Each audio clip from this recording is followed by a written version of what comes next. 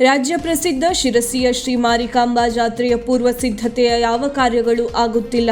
ಜಾತ್ರೆ ಸಮೀಪಿಸುತ್ತಿದ್ದರೂ ಮೂಲಭೂತ ಸೌಕರ್ಯಗಳ ವ್ಯವಸ್ಥೆ ಕಲ್ಪಿಸುವ ಕೆಲಸ ಆಗಿಲ್ಲ ಎಂದು ಜೆಡಿಎಸ್ ಮುಖಂಡ ಉಪೇಂದ್ರ ಪೈ ಅಸಮಾಧಾನ ವ್ಯಕ್ತಪಡಿಸಿದರು. ಅವರು ನಗರದ ಅಮ್ಮ ಆರ್ಕೇಡ್ನಲ್ಲಿರುವ ಜೆಡಿಎಸ್ ತಾಲೂಕಾ ಕಚೇರಿಯಲ್ಲಿ ಸುದ್ದಿಗೋಷ್ಠಿ ನಡೆಸಿ ಮಾತನಾಡಿದರು. ಜಾತ್ರೆಯ ಪೂರ್ವ ತಯಾರಿಯಾಗಿ ನಡೆಯಬೇಕಾದ ದೇವಾಲಯದ ಸಂಪ್ರದಾಯ ಕೆಲಸಗಳು ನಡೆಯುತ್ತಿವೆ. ಆದರೆ ನಗರದಲ್ಲಿ ಎಲ್ಲಿಯೂ ಜಾತ್ರೆಯ ಪೂರ್ವ ತಯಾರಿ ನಡೆಯುತ್ತಿಲ್ಲ. ಕಾರಣ, ಒಂದು ವಾರದಲ್ಲಿ ಕೆಲಸ ಆರಂಭವಾಗದಿದ್ದಲ್ಲಿ ಶಾಸಕರ ಕಚೇರಿ ಅಥವಾ ನಗರಸಭೆ ಎದುರು ತಮಟೆ ಬಾರಿಸುವ ಮೂಲಕ ಜಾಗೃತಿ ಮಾಡಲಾಗುತ್ತದೆ ಎಂದು ಎಚ್ಚರಿಕೆ ನೀಡಿದರು. ಜಾತ್ರೆಗೆ ಅಗತ್ಯವಿರುವ ಸ್ವಚ್ಛತೆ, ವಸತಿ, ಕುಡಿಯುವ ನೀರು, ದೇವರ ದರ್ಶನ, ಊಟೋಪಚಾರ ಹೀಗೆ ಯಾವ ವ್ಯವಸ್ಥೆಯೂ ಸರಿಯಾಗಿ ನಡೆಯುತ್ತಿಲ್ಲ. ಈ ಹಿಂದೆ ಕುಡಿಯುವ ನೀರಿನ ಪೈಪ್ ಅಳವಡಿಕೆಗೆ ಊರು ತುಂಬ ಅಗೆದಿರುವ ಅಗಳಗಳನ್ನು ಇನ್ನೂ ಮುಚ್ಚಿಲ್ಲ. ಈಗ ಪುನಃ ಅಗೆಯಲಾಗುತ್ತಿದೆ. ಆದರೆ ಇದನ್ನು ಸಮರ್ಪಕವಾಗಿ ಮುಚ್ಚುವುದು ಯಾವಾಗ? ಧೂಳು ಕಡಿಮೆಯಾಗುವುದು ಯಾವಾಗ? ಕಾರಣ, ಕೆಲಸಗಳು ಆಗುತ್ತಿಲ್ಲ. ಜಾತ್ರೆ ಸಮೀಪಿಸಿದರೂ ಯಾವುದೇ ಕಾರ್ಯಕ್ಕೆ ವೇಗ ಸಿಕ್ಕಿಲ್ಲ ಎಂದು ಅವರು ಟೀಕಿಸಿದರು. ಶಿರಸಿಯ ಪಂಡಿತ್ ಸಾರ್ವಜನಿಕ ಆಸ್ಪತ್ರೆಯಿಂದ ಕೆಂಡಮಹಾಸತಿವರೆಗೆ ನಡೆದಿರುವ ರಸ್ತೆ ಕಾಮಗಾರಿಯಲ್ಲಿ ವಿದ್ಯುತ್ ಕಂಬಗಳು ಕಾಣುತ್ತಿಲ್ಲ. ಈ ಹಿಂದೆ ಶಾಸಕ ಭೀಮಣ್ಣ ನಾಯ್ಕ್ ಮಿನಿ ದೀಪ ಎಂದು ಹಾಸ್ಯ ಮಾಡಿದ್ದರು. ಈಗ ಅದೂ ಇಲ್ಲ.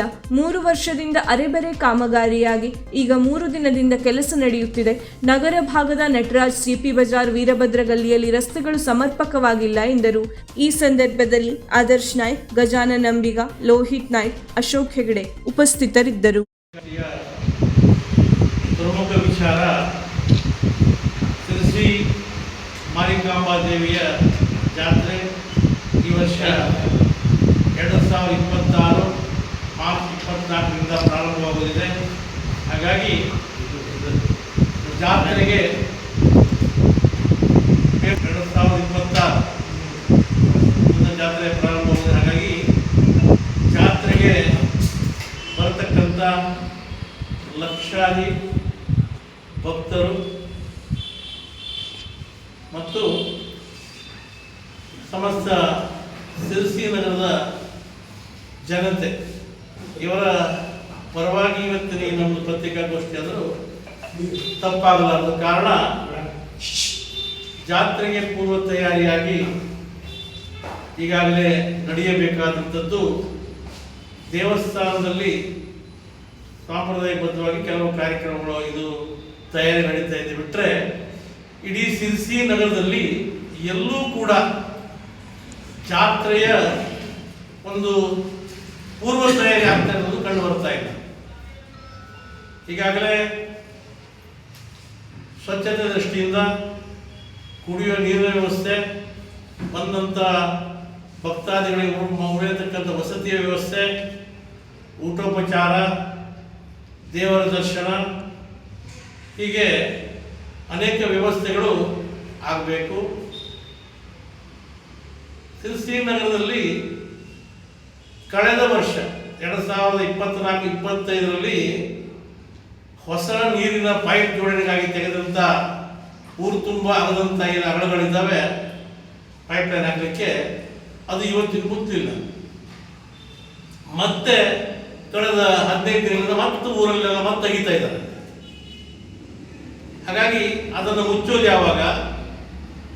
ಆ ಧೂಳು ಬರೋದನ್ನು ನಿಯಂತ್ರಣ ಮಾಡೋದು ಹೇಗೆ? ಯಾಕಂದರೆ ಸಾವಿರಾರು ವೆಹಿಕಲ್ಗಳು, ವಾಹನಗಳು ಬರೋದ್ರಿಂದ ಈಗಾಗಲೇ ತಾವು ನೋಡಿದಿರಿ, ಕಾಮತ್ ಹೋಟೆಲಿಂದ ಬಹುಶಃ ಶಿವಾಜಿ ಚೌಕ್ ತನಕ ಅಲ್ಲಿ ಮನುಷ್ಯರು ವಾಸ್ತವ್ಯ ಮಾಡಲಿಕ್ಕೆ ಆಗ್ತಾ ಇಲ್ಲ. ಇದು ಯಾರ ಮೇಲೆ ಆರೋಪ ಅಲ್ಲ, ಇದು ಆಗತಕ್ಕಂಥ ಕೆಲಸ ಯಾಕೆ ಆಗ್ತಾ ಇಲ್ಲ? ದಿನನಿತ್ಯ ಅಷ್ಟೆಲ್ಲ ಅಂಗಡಿಕಾರರು, ತಿರುಗಾಡೋ ಜನ ಆ ಧೂಳು ತಿಂತಾ ಇದ್ದಾರೆ.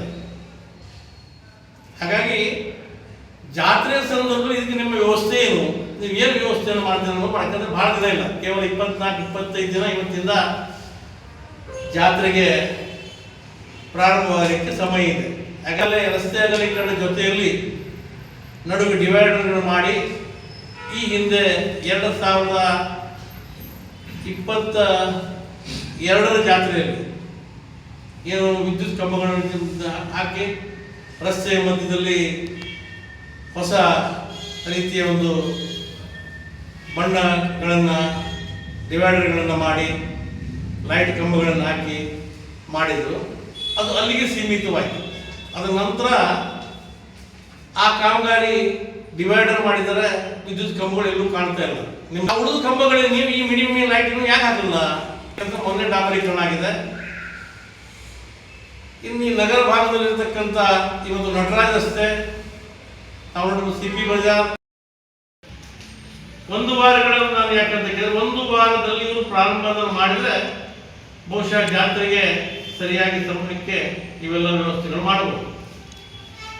ಆಕಸ್ಮಿಕವಾಗಿ ಇವುದನ್ನು ನಿಷ್ಕಾಳಜಿ ಮಾಡದೇ ಇದ್ದರೆ ಶಾಸಕರ ಕಚೇರಿ ಎದುರಿಗೋ, ನಗರಸಭೆ ಎದುರಿಗೋ, ಪುರಸಭೆ ಕಚೇರಿ ಎದುರಿಗೋ ನಾವು ಒಂದು ವಾರದಲ್ಲಿ ಪ್ರಾರಂಭ ಮಾಡದೇ ಇದ್ದರೆ ಅವರಿಗೆ ತಮಟೆ ಭಾಷೆ ಜಾಗೃತಿ ಮಾಡಬೇಕು ಮಾಡಿದೆ. ದೇವಸ್ಥಾನದಲ್ಲಿ ದಿವಸಕ್ಕೆ 8,000 to 10,000 ಜನ ಹೊರಗಿನಿಂದ ಬಂದವರು ಅಲ್ಲಲ್ಲೇ ಫುಟ್ಪಾತ್ ರಸ್ತೆ ಮೇಲೆ ಅಲ್ಲಲ್ಲೇ ಮಲಗಿ, ಅಲ್ಲಲ್ಲೇ ಅವರ ಶೌಚಾಲಯಕ್ಕೆ ಹೋಗಿ ಅಲ್ಲೇ ಮೂರ್ತಿ ವಿಸರ್ಜನೆ ಮಾಡಿ ಯುಗಾದಿ ಪುನಃ ದೇವರ ಪ್ರತಿಷ್ಠೆ ಆಗೋದ್ರೊಳಗೆ ಅಲ್ಲಿ ಎಷ್ಟು ಗಲೀಜಾಗುತ್ತೆ, ಎಷ್ಟು ಇದಾಗುತ್ತೆ ಅಂತೇಳಿ ತಮ್ಮೆಲ್ಲರ ಗಮನಕ್ಕೂ ಬಂದಿದೆ. ತಾವು ಕೂಡ ಪಕ್ಕದಲ್ಲಿ ಖಾಲಿ ಜಾಗ ಇದೆ, ಅದಕ್ಕೆ ಶಾಮಿಯಾನ ಹೊಡೆದು ತಾತ್ಕಾಲಿಕವಾಗಿ ಆಗತಕ್ಕಂಥ ಟಾಯ್ಲೆಟ್ಗಳು, ಬಾತ್ರೂಮ್ಗಳನ್ನು ಮಾಡೋದ್ರ ಮುಖಾಂತರ ಇವೆಲ್ಲವನ್ನು ಶಿರಸಿಯ ನಗರಸಭೆ ಮತ್ತು ಜನಪ್ರತಿನಿಧಿಗಳ ಬಹು ಮುಖ್ಯವಾದಂಥ ಜವಾಬ್ದಾರಿ. ಈ ನಗರದಲ್ಲಿ ಮತ್ತು ಶಿರಸಿಯ ತಾಲೂಕಿಗೆ ಸಂಬಂಧಪಟ್ಟಂತ ಹಾಗೂ ಸಿದ್ದಾಪುರ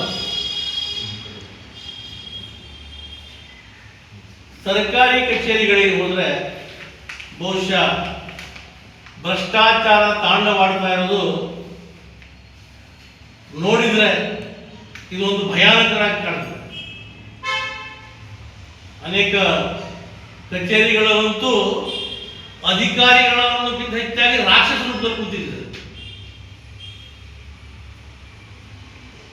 ಇದಕ್ಕೆ ಕೆಲವು ದಾಖಲೆಗಳನ್ನು ನಾವು ಕೊಡಬಹುದು, ಆದರೆ ಅವರಿಗೆ ಕೆಲವರಿಗೆ ನಾವೀಗ ಹೇಳಿದ್ವಿ, ಆ ರೀತಿಯಲ್ಲಿ ಶಿರಸಿಯಲ್ಲಿ ಮಾಡಬೇಡ್ರಿ, ಶಾಂತ ಸ್ವಭಾವದವರು, ಸೌಜನ್ಯ ಜನ ಶಿರಸಿಯವರು, ವಿದ್ಯಾವಂತರು, ಬುದ್ಧಿವಂತರಾಗೋದಕ್ಕೆ ಉಳಿದೆಲ್ಲ ನಿಮ್ಮ ಜಿಲ್ಲೆಯಲ್ಲಿ ಮಾಡಿದಂಥ ಕೊಟ್ಟಂಥ ಏನು ಸಾರ್ವಜನಿಕವಾಗಿ ಶಿಕ್ಷೆನೋ ಆ ಹೆರಾಸ್ಮೆಂಟ್ ನಮ್ಮಲ್ಲಿ ಕೊಡೋದಿಲ್ಲ.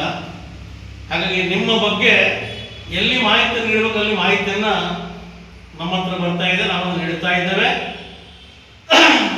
ಸಂದರ್ಭದಲ್ಲಿ ಅದಕ್ಕೆ ತಕ್ಕ ಶಿಕ್ಷೆ ಪ್ರತಿಫಲ ಆಗ್ತದೆ ಅಂತಕ್ಕಂಥದ್ದು ಕೂಡ ನಾವು ಹೇಳ್ತೇವೆ. ಹಾಗಾಗಿ ಇದ್ರ ಜೊತೆಲಿ ಇನ್ನೊಂದು ಬಹುಮುಖ್ಯವಾಗಿ ಕೆಲವು ಅಲ್ಲಲ್ಲಿ ಇವತ್ತು ಗುಂಡಾಗಿರಿಗಳು ಎದ್ದು ಕಂಡು ಬರ್ತಾರೆ ಈ ಕಾಂಗ್ರೆಸ್ ಸರ್ಕಾರದಲ್ಲಿ. ಇಡೀ ರಾಜ್ಯಾದ್ಯಂತ ಇದೆ, ಆದರೆ ನಮ್ಮ ಶಿರಸಿಯಲ್ಲೂ ಕೂಡ ಈಗಾಗಲೇ ಸಣ್ಣ ಪುಟ್ಟ ಇದ್ದಂಥ ಕೆಲವು ಮರಿ ಪುಂಡಾಟಿಕೆಗಳು ಪ್ರಾರಂಭವಾಗಿದೆ. ಕೆಲವರಿಗೆ ಫೋನ್ ಮಾಡಿ ಧಮಕಿ ಹಾಕೋದು, ಕೆಲವರಿಗೆ ಕೆಲವು ಬೇಡಿಕೆಯನ್ನು ನೀಡೋದು, ಈ ರೀತಿಯಲ್ಲೂ ಕೂಡ ನಡೀತಾ ಇದೆ. ಅದನ್ನು ಮುಂದಿನ ನಾನು ಪತ್ರಿಕಾಗೋಷ್ಠಿಯಲ್ಲಿ ಸ್ಪಷ್ಟಪಡಿಸ್ತೇನೆ. ನಾವು ಇಡೀ ನಮ್ಮ ರಾಜ್ಯಾದ್ಯಂತ ನಮ್ಮ ಪಕ್ಷ ಇವತ್ತು ಸದೃಢವಾಗಿ ಗಟ್ಟಿಯಾಗಿ ಪಕ್ಷವನ್ನು ನಾವು ಬೆಳೆಸುವ ಜೊತೆಯಲ್ಲಿ ಚುನಾವಣೆಗಳಲ್ಲೂ ಕೂಡ ನಾವು ಸ್ಪರ್ಧೆ ಮಾಡುವುದರ ಮುಖಾಂತರ ನಮ್ಮ ವೀಕ್ಷಕ ಮಹಾಪ್ರಭುಗಳೇ, ನಮ್ಮ ಚಾನಲ್ ಅನ್ನು ಸಬ್ಸ್ಕ್ರೈಬ್ ಮಾಡಿ, ಶೇರ್ ಮಾಡಿ, ಪ್ರೋತ್ಸಾಹಿಸಿ.